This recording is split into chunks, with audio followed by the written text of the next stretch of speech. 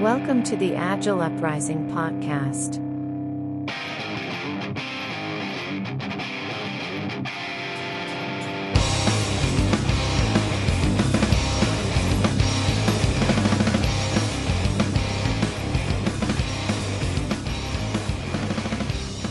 Yeah, it's the Agile Uprising podcast. It's Jay Hersko, your host again. We're going with a cold open here. I'm joined by my fellow collaborators, partners in crime, coming at us from the left coast, Mr. Mike Cannell. Mike, thanks for joining us. Howdy, y'all. And joining us once again, the notorious Ben. Ben, how's it going? Good. Thanks for scheduling this before my bedtime. Yeah, we got to get this done because at 9:07, Ben turns into a turnip. So this is an unscripted episode this week. And it came about from a conversation that the three of us were having.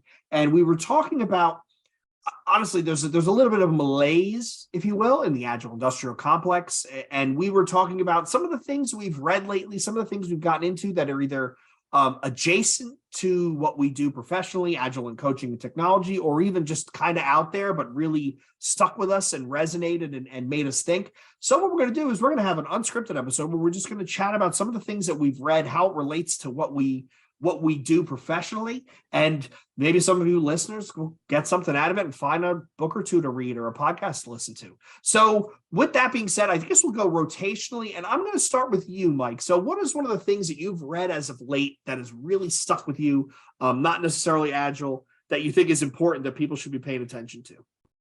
So one of the most impactful things I've read was the book From Contempt to Curiosity by Caitlin Walker, which was the gateway drug into clean language. And shout out to Claudia Orozco Gomez for turning me onto that book. And literally that has changed the way that I interact with many/most people. And couple that with It's a strong suggestion. Yeah. And couldn't have gotten worse, so it's only up from here. And couple that with Leadership is Language by David Marquet, and those two together make a pretty powerful combination. And again, not strictly speaking big A Agile, but they get to the essence of individuals and interactions. Have you read either of those, Ben? No, I haven't. I started Contempt to Curiosity, but the chapters were too long and I kept falling asleep. That's a strong theme in today's episode, isn't it? Me falling asleep. Ben being tired. I haven't read Caitlin's book, but I have read Leadership is Language, and I really enjoyed the concept of red work and blue work, and how it's important to, we always joke about the term analysis paralysis, and I thought it was really pertinent to what we do as coaches, consultants, change agents. You need to balance the thinking time versus action time, because if you're all action, it's ready, fire, aim. Where if you're all thinking, it's ready, aim, ready, aim, ready, aim, ready, aim. So that conceptually, I thought was an eye-opening concept that anybody could use at work, talking about how there needs to be an equal balance of thinking and doing time. And typically you bookend the doing time with the thinking time. And where the two kind of connected for me in my head was around the language and the questions and the words that we use as people who want to instigate conversation and collaboration and connection. Simple things in our language, and that's kind of the essence of both of those, is being very deliberate about the words and the questions and the language, so that you're creating an openness and you're inviting people to speak what's on their mind, as opposed to asking close-ended directive questions, cutting down psychological safety, setting them down a predetermined path. And so they're just fantastic tools. And both books, the thinking, the language, or the body of work behind them, I think is phenomenally useful no matter what you do. If you interact with one or more other human beings, I think they're useful. Okay. How about you, Ben? What's something that you've either read or followed or picked up lately that's been rattling around up there that it's not necessarily Agile, but you think people could probably get a lot of mileage out of it? Oh yeah, definitely. And I'm kind of pleased Mike didn't use this as his number one draft pick, and because I know you just read her book recently, but please feel free to pile on here. Annie Duke stuff. So she's, as far as I know, she's got 3 books out: Thinking in Bets, How to Decide, and Quit. Quit. Just Yeah. quit. And it's just fantastic. To tie it in a little bit closer to the agile stuff.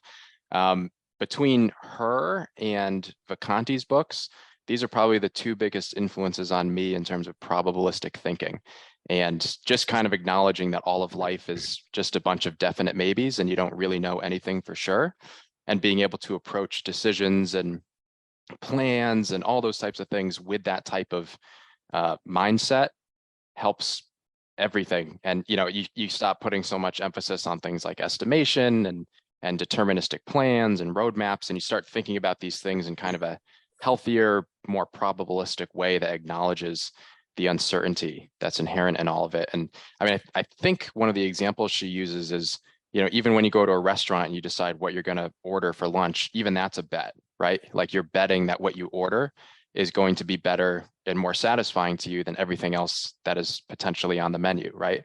So anything we do in life, if you think about it, is kind of a bet. And so for me, that's the framing that she does is fantastic. And I was telling Mike as well, I actually kind of prefer listening to her on a podcast more so than reading her books even. But I suppose she narrates her own audiobooks, right, Mike? Correct. Yeah. So that's probably quite good. Yeah. I was going to say, you can have the best of both worlds. Check them out on Audible. Yeah. Yeah. But yeah, I definitely fell prey to this one and bought this right after you guys started talking about it. So that's another one in a different pile. Yeah. Upstairs. If I can, though, want to tag on to what something Ben was saying and loop it into another thing. But yeah, Thinking in Bets was hugely influential. The company I'm working with currently puts an emphasis on product thinking and true like product thinking, not just we're going to wallpaper some words on it, like legit product management type stuff. And one of the things that we try to coach and teach our clients is the idea of thinking of your product as a series of experiments, and literally structuring your backlog as a series of experiments. So the probabilistic thinking and Thinking in Bets really connects in well with that. But then the book that Ben hasn't gotten to yet, that I just finished last week, early this week, by Annie Duke, is titled Quit. And the essence of it is how, quote, quitting is perceived as weak or bad, but it's really just the other dimension of persisting or persevering. And that we don't culturally, we think of quitting, of persevering as being strong, but it's actually, you can persevere too long and be wasting time on stuff that's not going to pan out. So knowing when, she even quotes the Kenny Rogers song, you got to know when to hold them, know when to fold them, know when to walk away. And as I was listening to that, it occurred to me, like, this is talking about how you would make product centric decisions. Like, how long do you continue investing in this product or not? And just there's a ton of very relevant examples in it. But Ben, as you were talking about probabilistic thinking, this morning I was listening to Ben Horowitz's book, The Hard Thing About Hard Things, which is more of like starting a company, building and growing a company, and his experience with that was like the cloud provider. AWS? No, it was before all that, like Open Cloud or Better Cloud, and then Opsware and all. But some of the advice that Ben Horowitz was given was, there's people who think like statisticians and people who think calculus. So building and running a company, or building and exploring a new product, is more like probability and statistics and less like calculus. So Mm. there's another angle where that same perspective comes to. Huh. And arguably, Ben Horowitz is a credible source. Arguably. So you brought it up, Mike. You brought up Andy Duke's book and the idea of quitting. And Kenny Rogers, no one to hold him, no one to fold him. You made me think of one of the books that I've read. It has to be 2 years now, I think, but it really did change my life, and it is not even remotely agile specific. It's Range by David Epstein, where he talks about the importance of generalists in a specialized world. One of his exact callouts is it's the concept of learning to drop your familiar tools, which is about quitting, where you need to know when to just, you need to drop everything that you think you know. And he also talked about, somebody else was quitting, was the idea of too much grit. So being too gritty and sticking for it. And the example he gives is Van Gogh, because Van Gogh failed at absolutely everything he tried to do. Arguably, he also failed as a painter. He didn't become famous until he was dead. But the idea of grit and just slugging it out, sometimes you need to pull the ripcord. Right? You need to pull the ripcord. His exact quote is, if we treated careers more like dating, nobody would settle down so quickly. But I mean, if you want to talk about, to our listeners, how does this relate to what we do as agile coaches, change agents, practitioners? You start to understand, and this is, if I'm going to be completely honest, reading this book is what led me to be kind of disillusioned with agile and the agile industrial complex, because I knew a lot about that one thing, but I felt like, well, this is the kick in the pants that I need to know more. I need to stop spending so much time reading all these books that can, truthfully, I mean, there's some good nuggets in there, but they get a little derivative when you read enough of them. And this forced me to look at other things really into the realm of human behavior. Not psychology, not to be the point where I'd be a psychologist or a psychiatrist, but it forces me to think more about these decaying carbon meat suits we're walking around, right? With this terrifying electrical impulse engine sitting on top of them, which generates everything that we do. And I find that's probably one of the biggest suggestions, which will be a theme as we keep going around the horn. Things like Range and things like the Lucifer Principle by Howard Bloom, we did an episode on, which talks about what, the 5 aspects of what really is motivating people. Anything by Richard Dawkins. I mean, the human animal is really, really, really, really fascinating. And the more I read, the more I realize that we know less about our brains than we think we do. And instead of maybe going to Mars, we should be investing in understanding how our brains actually work, because it is impressively terrifying is the word I'll use. Impressively terrifying. Yeah. Speaking of the human animal, Ben kind of got me interested enough to pull down Sapiens on Audible. Yeah. Yep. Another book that changed how I look at things. I wish I could have gotten Scott on the show, our good friend Swagner. He swears that's the book that changed his life. He swears. Yeah. But listening to Consuming Sapiens, there's a lot there. And the first part of it's kind of like, the history of the animal Homo sapien, and okay, but it eventually I came away from that with a better understanding of how people react in different situations and why they behave the way they do. Kind of back to your tagline, Jay, we're fighting biology. I think if you look through Jay's reading list, there's a thread of things related to biology. Like one you got me hooked on was the moral molecule. I don't know, did you get to that one, Ben? No, I've downloaded it, but that's it. He's got my book report. It's good enough. Yeah, but go on about that one, Mike. Talk about that one a bit. It's been a minute, but what stuck with me is the moral molecule is oxytocin. Yep. Yeah, and how our bodies are built to seek this positive reinforcement. Sometimes it's generically referred to as the hit of dopamine, but how this chemical reaction in our brains drives how we behave. And if we understand that chemical reaction and the triggers to it, then we can understand why people make the choices that they do better. That's after a 5.5 hour flight that I was working the whole flight, that's the best I can come up with. Sorry. No, man. you pretty much nail it. It's the importance of oxytocin in the home cycle in the brain, and we are genetically predispositioned to seek that feeling. I also learned that cheese, when you eat cheese, it has the same, it creates the same chemical reaction in your brain as doing drugs.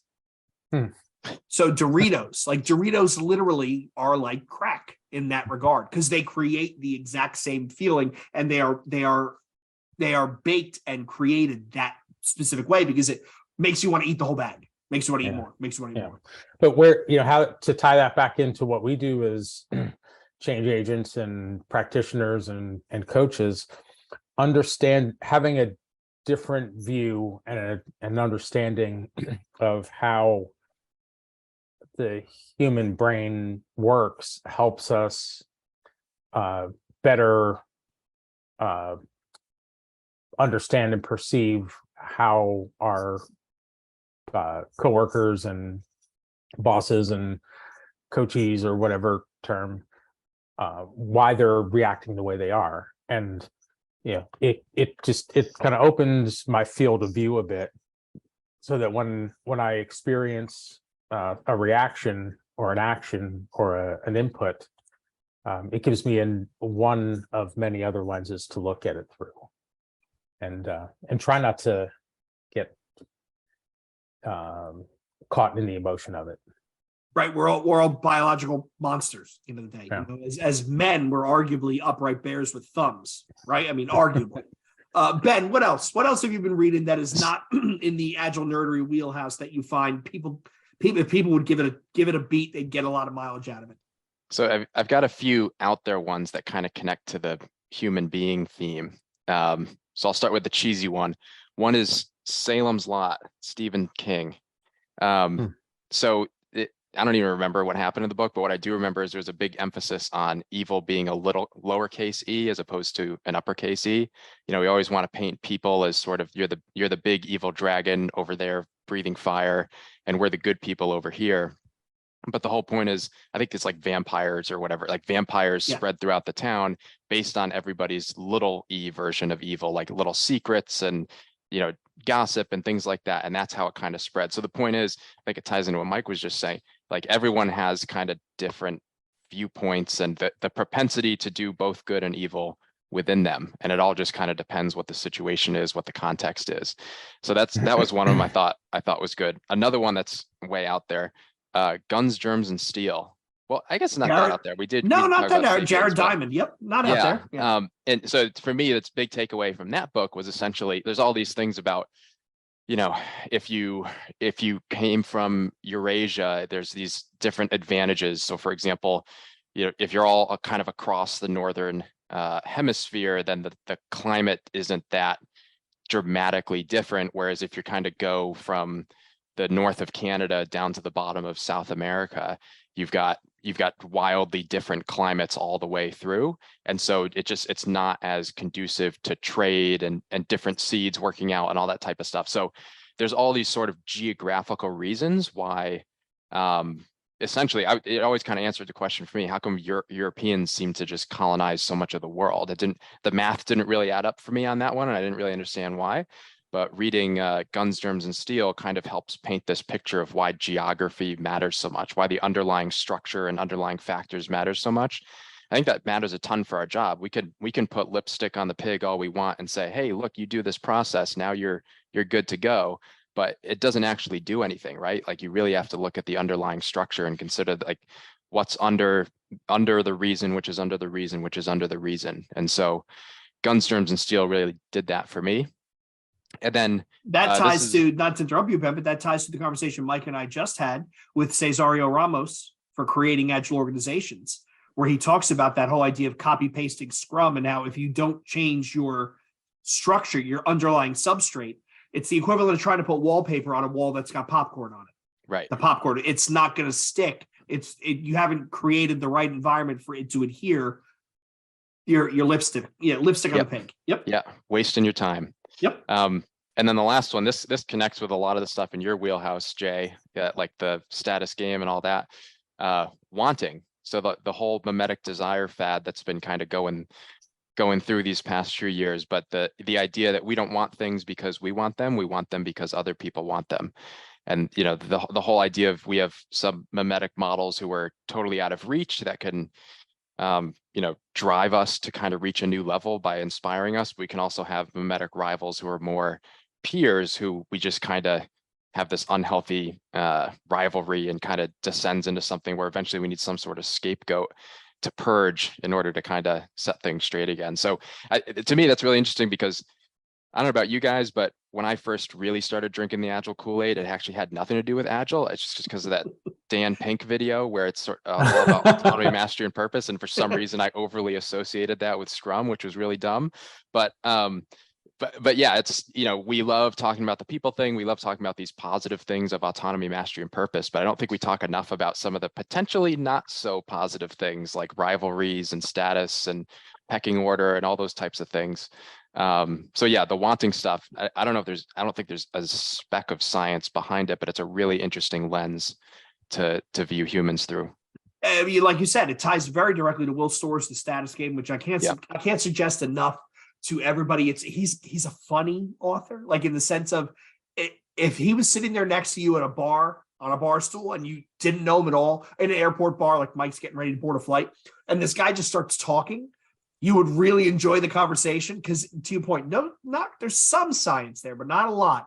But it hits on the notes of what we want as people and how we're constantly seeking status in the different games we play, which for what we do, I mean, we always talk about being cognizant of your environment and being cognizant of the people you work for. And, to be empathetic with the fact that it's not necessarily malicious if they don't air quote get it. It's just that their behavior that they're used to is incongruent with what we're trying to do. So you mentioned it. So you mentioned stuff that you mentioned fucking Wanting. I haven't read that yet. The two things that jumped out at me is Ken Kolkier's Framers, which I know we talked a lot about. The idea of how we, frames is how our brains simplify reality and how to shift the frame. And you have three aspects of a frame. What is it? Causality, constraints, and counterfactuals. So looking at a problem through a frame and then shifting one attribute or so of the frame in order to change your POV. I know, and shout out to Andy Clef. I know he's read it. I had him and I going down the rabbit hole on that.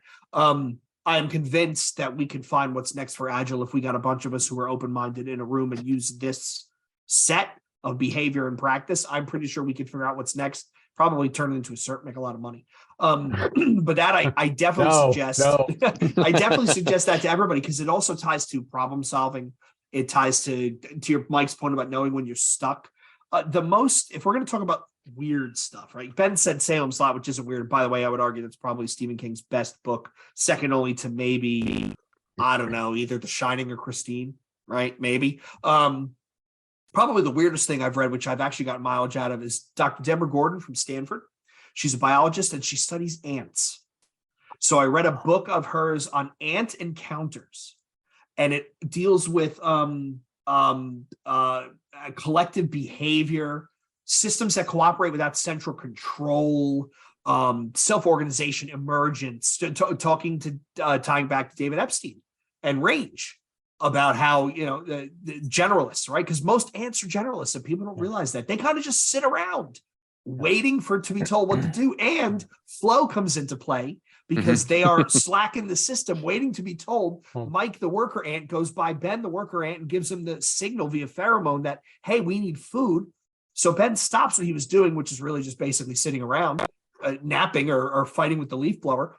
And he goes and he gets more food. This is bizarre. And I feel shout out to Claudia Orozco Gomez, who I brought her on this journey with me. And I think I kind of terrified her. She was like, Jay, why am I reading about ants? But there are some really, really interesting corollaries to what we do when you think about enterprise behavior and how do we organize a system to be resilient and self-reliant and self-organizing. I got a lot out of that. Mike? So Jay, you reminded me of one of the bits out of the Annie Duke book, Quit. She went on for like a full chapter about ants and how ants are always exploring. And she explained about the pheromone trail and how the ants are, getting the food, but they're always looking. They always have some ants going out exploring, looking for better sources of food, and they're prepared for that. Choose the analogy: the piece of watermelon gets picked up by the human, and all of a sudden the pheromone trail is taking you to a dead end. They don't have 100% of their ants always just pulling on that one food source. They've got others always out looking. And she connected it to, you should always take the call from the recruiter, even if you're perfectly happy in your job. And in my mind, I was thinking, yeah, and that is a great way to think about how you would develop and evolve and nurture a set of products, always experimenting, probing for something that could be different or better, so that you don't have the one cash cow product and then all of a sudden it's not there anymore. So I think there are echoes of what you just said, and our good friend Peter Merrill and his whole thing with sacrificing, the brilliance of Steve Jobs to sacrifice to cannibalize his current customers in order to grow that S curve, right? Like don't get tied down by that. And Horowitz did the same thing with Opsware and Better Cloud or whatever it was. So I'm going to ask Ben a question. Ben, don't overthink it. It's a yes or no answer. Is the secret to coaching successful organizational change understanding how ants work? Yes or no? Probably. That's the right answer. That's the right answer. So we're all going to become etymologists, right? We're all going to become etymologists. Go on, Mike. But Jay, as you were talking, you reminded me of another rabbit hole that y'all sent me down, and I'm eternally grateful. That was the Nicholas Taleb anti-fragile. Yep. Like that in a different way than clean language and leadership as language changed my perspective and approach to coaching. That changed it in an equally profound way, because prior to really understanding what Taleb is saying in Anti-Fragile, I was, in my mind, aspiring to a stable state or a resilient state. And what that helped me truly understand and really get is that resilience is good, but it's not good enough. That and if anyone goes back and listens to the Agile Uprising interviews with the Agile Manifesto signers, in that they talk about how they came up with the word agile, and they were really it was between that and adaptive, but somebody already had adaptive taken. But adaptive is more along the lines of anti-fragile, where it's beyond, it's resilient and then beyond resilient. So you can adapt to whatever comes, as opposed to just being able to bounce back to the state that you were in. Right. And right. when you think about enterprises, organizations, humans, that's to me, in my experience since then, that's been key to bring that perspective to my work. Would you say that was a hard read, Mike? Anti-Fragile? It took effort. Yes, it was not a quick read by any stretch. I found that it took more effort and concentration to understand Anti-Fragile than it did to understand the book that Jay refuses to read. I'm gonna read it this year. It's my goal. It's one of my it's not that I refuse, I just can't get around to it. That's on my that was a New Year's resolution. Yeah, I'm gonna get through it. Don Reinertson book, The Principles of Product Development. I'll get through it eventually. So let me change gears a little bit. Ben, I'm going to start with you. Not just reading, but say podcasts, web articles that you follow, authors, Substacks. What's one or two things that you would say, I think people should be paying attention to this person, this site, this podcast, because I think they can get value out of it, even though it's not in the Agile wheelhouse? So the one, not 100% ready for this question, but the one that pops to mind immediately for me is the Jim Rutt Show. Lately I haven't listened to a lot of them, but I used to listen to every single episode. Basically, there's just a lot of really cool, really nerdy stuff. Sometimes it's quite dense. The guy's clearly smart, and he has on guests they're probably even smarter. But yeah, Jim Rutt Show just has a ton of really, really interesting stuff. It just like the intellectual level of that podcast is just it, I kind of go from listening to basketball to listening to that, and it's just a complete complete Right. turnaround. Right, going from Bill Simmons to Jim Rutt interviewing Ian what's it, McGilchrist? Yeah, McGilchrist about brain the matter makeup. with things, Yeah. and how we have the right brain versus left brain all screwed up. And yeah, well, you do need to form that rotation, because if you just listen to nonfiction and stuff, you're gonna kind of make yourself crazy, end up like me. Mike, podcasts, anything? Yeah, not books that you would suggest?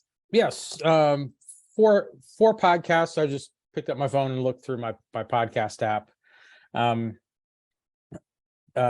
What's his name? Infinite Loops. Stole mine. Yeah. Jim O'Shaughnessy. Yeah. Yeah.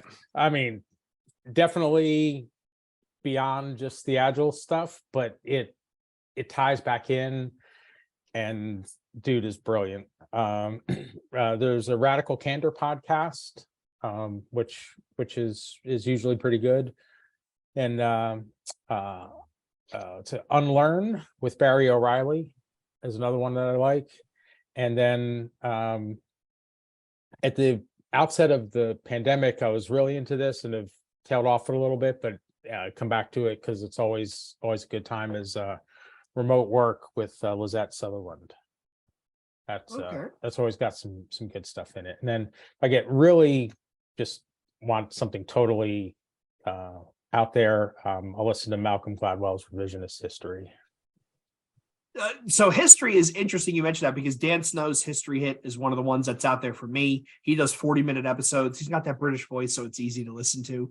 But we talk about all the time, history repeats. It's not that history repeats, it's human nature does. Yep. Human nature will repeat. So understanding history, you do get a glimpse of what may potentially happen in the future. It'll be a different flavor, but it may happen.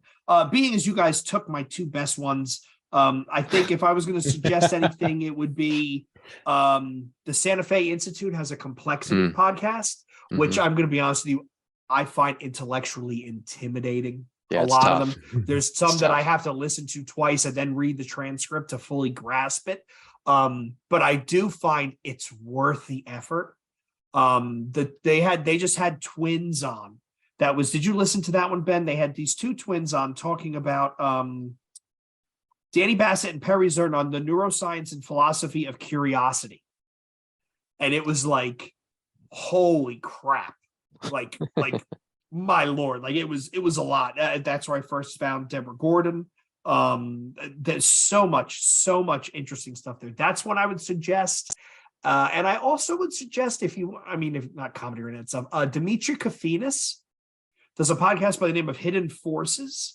And it's a lot of like Wall Street-y type stuff, investment, but he touches on technology. I listened to a Muhammad El-Arian interview that was unreal. I listened to an interview with Jimmy Stoney, who wrote the book on the PayPal Mafia, also the same guy who wrote that book on Claude Shannon.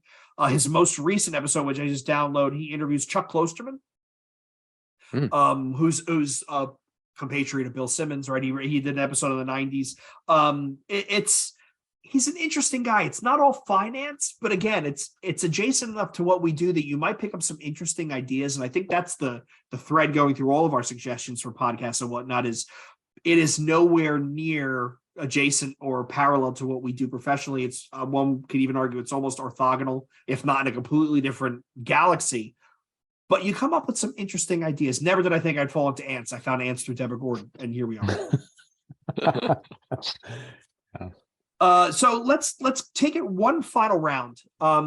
And we've done some books, we've done some podcasts. Let's talk about, is there a particular website, a particular web author, a particular Substack that any one of you follow that you think, yeah, people should be paying attention to this guy? Ben, I'm going to start with you. Who should people be paying attention to you found on the internet that you're like, yeah, I read his stuff? can I cheat on the question and change it a little bit? Yeah, I sure. think this person has a blog. I don't know, maybe not. But Bill Perkins wrote a book called Die with Zero. And so this one's a real stretch, but it has me thinking about so product thinking is obviously much buzzier than it was, what, 5 years ago? I don't know. And Die with Zero, the premise of the book is essentially, instead of dying with, $1 million in the bank or whatever, how do you optimize your life fulfillment by spending that money at the right time and basically attempting to die with zero, making the most out of your life. As someone who I admire once put it, sliding into home plate with $8 in your pocket. How do you try to get as close to that as possible? And it got me thinking about, like, we don't really think about products in terms of a life cycle as much as we should. There's a big body of knowledge out there of how to think of an overall product life cycle. When you're ramping up, when it's kind of peaking and plateauing, when you kind of gracefully retire it. And of course, there's the whole philosophical thing that you brought up earlier, Jay, when do you try to stack those product curves on top of each other and try to reach that exponential growth? But at the same time, from a human life standpoint, you can't really do that. And not all products should do that. So thinking about, like, this guy thinking about how to optimize his life for fulfillment, I thought was really interesting, because I feel like when you're on the ground, when you're trying to make things happen, when you're trying to build things, it's often more, and we don't really shift our mindset from wherever the stage is in that product development. And I think it would be beneficial if we thought about where we are in the life cycle of the product more. Like, we just kind of get hung up on metrics and output and throughput and all these different things, and a lot of that can be important, but we don't really think about where we are and where we should be, and should we kind of be gracefully retiring something as we allocate our calories elsewhere. So yeah, that book, I assume that guy's got some sort of blog or something, and that tied, I mean, I'll just put this out there, we don't have to talk in depth about it, but that kind of got me thinking about just product thinking in general, its rising popularity, the fact that there's a pretty new Marty Kagan article out about, an alternative to agile coaches. And I think this is a really interesting topic of sort of like, whatever you want to call it, a dethroning or whatever. There's a clear sort of like wave of momentum for product thinking in general. And a lot of people are kind of sick of agile people as kind of being the process police, right? And so The in gloobs. yeah, in my mind, it's just sort of this whole kind of like misplaced thing. Like, we should all be like reading all these crazy books and podcasts and stuff that we're bringing out here, and we should just be coaches, period, rather than, are we an agile coach or are we a product coach or whatever. But yeah, anyways, Bill Perkins made me think of the, product life cycle and a human life cycle. And product thinking in general, where is that going? Does it have to be a brand that competes with us? Why is it not more complementary? It's getting a little awkward, I think, but you're inadvertently touching on the series we did at the end of last year around metaphor and metaphors matter, and how we typically use mechanical metaphors to describe things that we work in, using the term system and systems thinking and all that sort of stuff, where realistically we work for companies which are basically super scaled superorganisms made up of biology, parts in a biological system. They grow, they die, they wither, they thrive. So maybe if we take that biological lens, here we go, Mike, I'm fighting biology, I should get out the glass. If we would take more of that, to your point, Ben, that biological view of everything we interact with, right? And the systems that we build, back to ants and biology, here we go. We might be more successful because maybe we would think smarter about what possibilities there are. Yep. Okay, Mike. That's some pretty deep stuff there, Jay. I don't know that I can match that. I'll eventually write the book. I'm going to get ChatGPT to write it for me. ChatGPT to write it for me. So, great segue, Jay. Website that I've been poking around at a bit recently is titled learnprompting.org. So it's a .org. It's a site that attempts to teach you how to write better prompts for the new generation of AI engines such as ChatGPT that Mm. are making a splash on the scene. And if you've seen the news recently, Bing is going to be powered um, by an AI engine, which kind of reminds me something I saw in a newsletter this morning. A Princeton professor referred to things like Chat GPT and its brethren as bullshit generators. Well, I mean, if you can't tell the difference between something generated by ChatGPT or an agile thought leader on LinkedIn, what is that saying about us? What is that saying? But kind of a lot tangentially related to that, very tangential.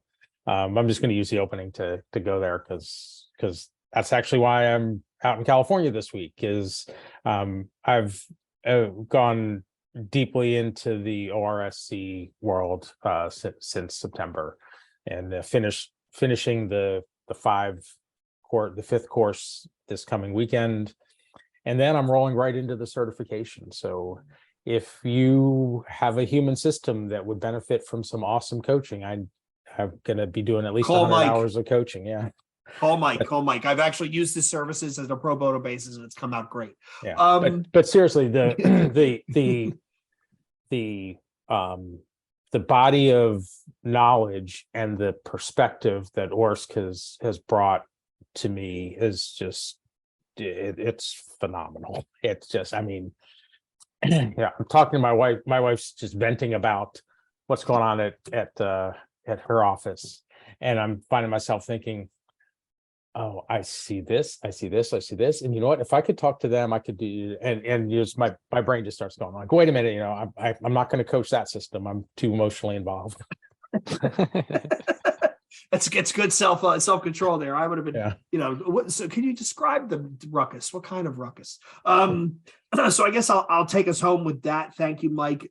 If there's one person I think everybody should follow on the internet and read, I'm kind of sad Ben didn't mention Balaji Srinivasan, because I think he has some brilliant stuff.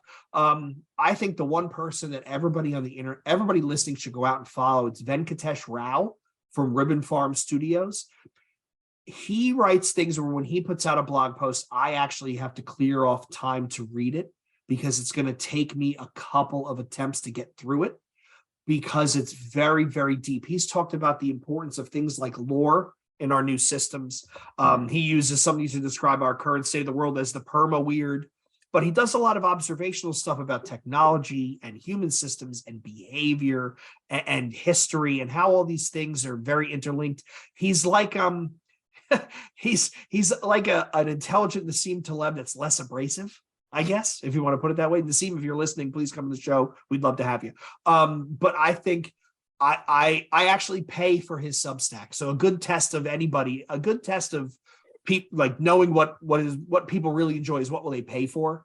And I pay for his Substack every month because I really do believe it's worthwhile. I carve out time to read his stuff, but he is out there really coming up with some very, very novel, interesting ideas that I find very, very resonant. I'm surprised you didn't mention Trung Phan, Jay. Oh, Trung Phan. Oh, another guy, Trung Phan. By the way, did you see the thing on Twitter where he talked about he actually registered the website OnlyFans, PHANS? Want to talk about a missed marketing opportunity, right? He's another guy. He's another guy on Twitter who's nuts. But his observations and stuff, his content is really enjoyable. His newsletter is free. I found the Wolf of Franchises from him, who's this guy who talks just about the idea of franchising businesses. We all need to open a Jamba Juice, by the way. We'll talk later. But it's just really fascinating, kind of weird stuff. And I mean, if Venom is really interested, ping me directly. I'll send you a link to my Feedly and my Substack. You can see what my subscriptions are and get a sense from there. But there's so much really cool non-agile stuff out there that you can draw metaphors to what we do. So with that being said, I'm going to real quickly before we get Ben out of here, he's about to turn into a squash or whatever. What suggestions would you give to somebody? Mike, I'm going to start with you. So I pick on Ben for the last three questions. If someone is looking to find something outside of their wheelhouse that they might be fascinated, what suggestion would you give them based upon your experience how would you hint that they maybe look how would you hint that they would be most successful with finding something by doing what or by looking for what? What hint would you give if they want to say, okay, I want to get away from X and look at something else entirely? I would say look for something that is interesting to you that you don't have tied up in your identity. So something that, and it may not seem like there's a tie at all. So reading about beekeeping, just about, because what we do is really centered on humans and human relationships. Most anything you can find, there will be a tie because it's written by somebody that's in the human race. So find something that interests you, and then put your work identity aside and just read it and absorb it. And as you read it, or after you finish reading it, just kind of reflect. And then also just go look at Jay's Feedly, and you have I get terrified. What's all these blogs about fucking ants? Why am I reading about ants all the time? But just take the pressure off, enjoy it. Jay, you and I had this conversation not too long ago. It's like, if I have to work too hard to read it, to get through it, then I'm not really going to absorb it, and it's not really worth my time. Yeah.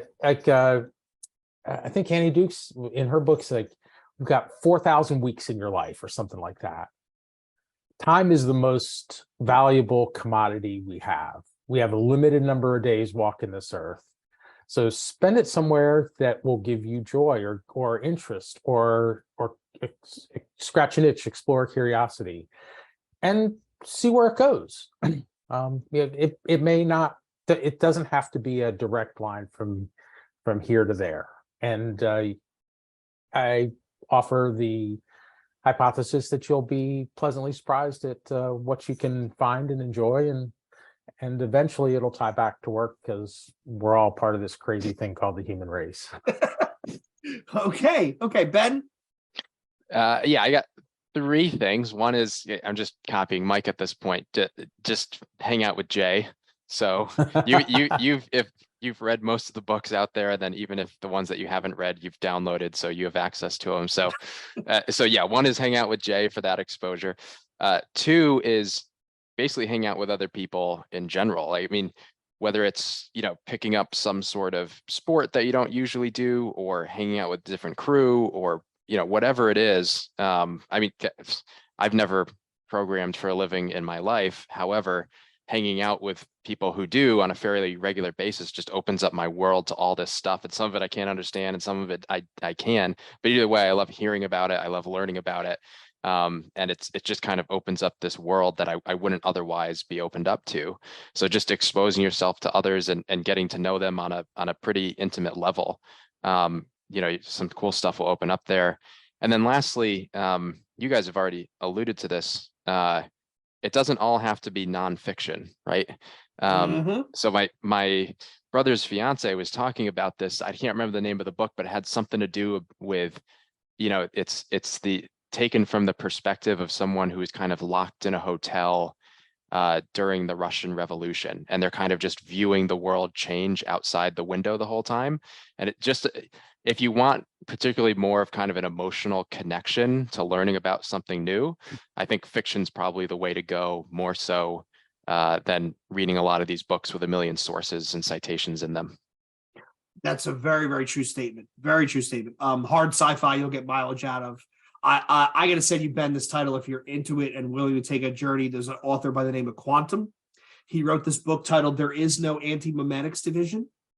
And it's all about what if there is such thing as an anti-meme, which is not meant to be remembered, but also forgotten. And it gets really weird, but it's really kind of nuts. I'll send you the title. I really enjoyed it. I bought all the rest of the guy's books after finishing that one. I enjoyed it that much.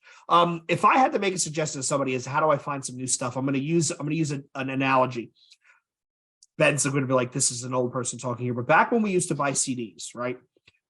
When you were into music and you picked up a band and you bought their CD, one of the things you checked in the liner notes is who are the bands that they thank? Who are the bands that, we want to give a shout out to such and such and such and such and such and such. And that was a way of knowing who the artists that you like Who are they into? Because maybe you'll be into it too if you like their music. So my cheat is, if you follow an author on Twitter, see who they follow back, see who they retweet. If you like someone on Amazon, see customer, not suggested purchases, but customers who bought this also bought what? Which, now that I think about it, I probably destroy people's recommendations. Again, why did I buy this book on ants? But that's a very low effort, easy way to understand what you might be into, what might be adjacent. Find the smartest person you know and figure out what they read, or figure out who they're into, and then go follow what they're. That's how I found Vaclav Smil. It's Bill Gates mentioned him as a toss-off in an article. And I know Bill Gates now, he's of a questionable character, but that's how I found his books. And Smil is brilliant with some of his stuff. All right, so I want to thank Ben and Mike for taking time out. This was an unscripted. It was kind of like a jam session, but I hope you listeners enjoyed it. I am going to try and listen to this episode and get notes in the show notes for all the different content. Wish me luck. Good luck with that. Yeah, it's gonna take a whole day tomorrow. But I do want to thank you, both of you, for taking the time. I want to thank all of our listeners for tuning in once again. You know where to find us. There's a Discord. There's a Patreon if you want to offset costs. And no, I don't turn around and use that money to pay for somebody's Substack. I want to thank Krebs for our royalty-free outro music. Hope everybody enjoyed this, and hop into the Discord if you have suggestions of stuff that you like or gotten into that's not even remotely adjacent to Agile, but you find people might get some mileage on. Let's share some content ideas and build a conversation. So until next time, I want to thank you both. And this is the Agile Uprising Podcast signing out.